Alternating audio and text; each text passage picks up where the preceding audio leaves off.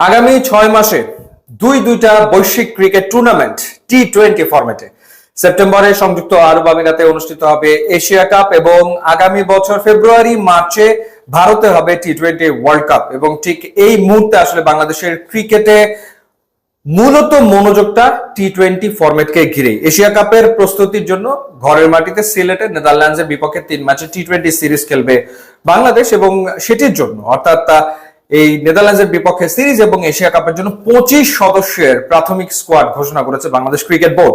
তো এই 25 জনই কি তার মানে আসলে টি-20-র বিবেচনাতে, বা এই 25 জনের ভেতর থেকেই কি টিম গঠন করা হবে এশিয়া কাপ কিংবা পরবর্তীতে টি-20 ওয়ার্ল্ড কাপের জন্য? নিশ্চিতভাবে এশিয়া কাপের দল গঠন করা হবে এই 25 জনের ভেতর থেকে, কিন্তু টি-20 ওয়ার্ল্ড কাপের দল গঠনের ক্ষেত্রে আরো বেশ কিছু ক্রিকেটার বিসিবির বিবেচনায় যে রয়েছে সেটারই প্রমাণ এই যে অস্ট্রেলিয়াগামী বাংলাদেশ এ দল, যেখানে আবার অনেককে সুযোগ করে দেওয়া হয়েছে। আগে যদি আপনাদের দলটা সম্পর্কে জানাই, এই দলে রয়েছে নুরুল হাসান সোহান, সাইফ হাসান, মোহাম্মদ নাইম শেখ, জিসান আলম ইয়াংস্টার তাকে সুযোগ দেওয়া হয়েছে, মাইদুল ইসলাম অঙ্কন তাকে রাখা হয়েছে, ইয়াসির আলী রাব্বি, আফিফ হোসেন ধ্রুব দুজনেই একসময় জাতীয় দলে খেলেছেন, এরপরে অফ ফর্মের কারণে বাদ পড়েছেন। এরপরে রয়েছেন তোফায়েল আহমেদ, এরপর রয়েছেন মৃত্যুঞ্জয় চৌধুরী, একসময় ন্যাশনাল টিমে খেলেছেন, রাকিবুল হাসান, মাহফুজুর রহমান, নাইম হাসান, মুশফিক হাসান, রিপন মন্ডল এবং হাসান মাহমুদ। তো ওই 25 জনের বাইরে এখানে যে ক্রিকেটাররা রয়েছে ওই 25 জনের ভেতরে থাকা 4 জন আবার এই টিমেও রয়েছে, বাকি যে 11 জন তারাও আসলে টি-20-র বিবেচনাতে খুব ভালোভাবে রয়েছেন এবং তাদের সামনে একটা দুর্দান্ত সুযোগ আসলে নির্বাচকদের দৃষ্টি কারার বা জাতীয় দলে জায়গা করে নেওয়ার।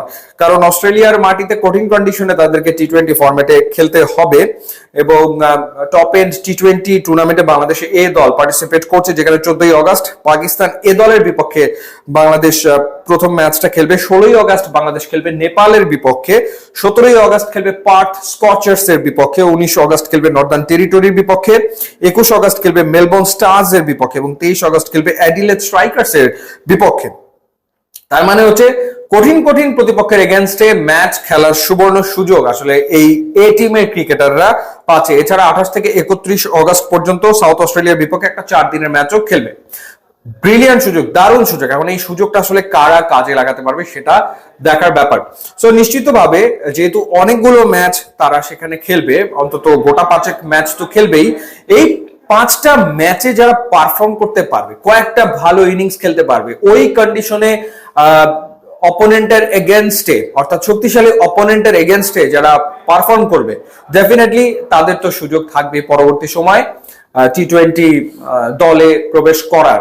এবং একই সাথে এশিয়া কাপের জন্য যে 25 জনের স্কোয়াড ঘোষণা করা হচ্ছে, সেই স্কোয়াডের যে 4 জন অস্ট্রেলিয়াতে যাচ্ছে, নুরুল হাসান সোহান, সাইফ হাসান রয়েছে, এরপর নাইম শেখ রয়েছে এবং মাইদুল ইসলাম অঙ্কন রয়েছে, এই 4 জন যদি ওখানে পারফর্ম করে তারা স্ট্রেইট আসলে এশিয়া কাপের দলে ঢুকে যেতে পারবে। সুতরাং তাদের জন্য একটা দারুণ সুযোগ। সো দেখা যাক সেই সুযোগটা আসলে তারা কাজে লাগাতে পারে কিনা। এবং একই সাথে দেখার ব্যাপার থাকবে যে ইয়াংস্টার্স যারা রয়েছেন, যেমন জিসান আলমের কথা আলাদা করে বলা যায় যে সে আসলে কিরকম করে এই কন্ডিশনে, কিংবা জাতীয় দল থেকে বাদ পড়া আফিফ হোসেন ধ্রুব এবং ইয়াসির আলী, আফিফ হোসেন ধ্রুব যেমন এইচপির এগেইনস্টে 2টা 50 করেছে ব্যাক টু ব্যাক, তারা আসলে কেমন করে।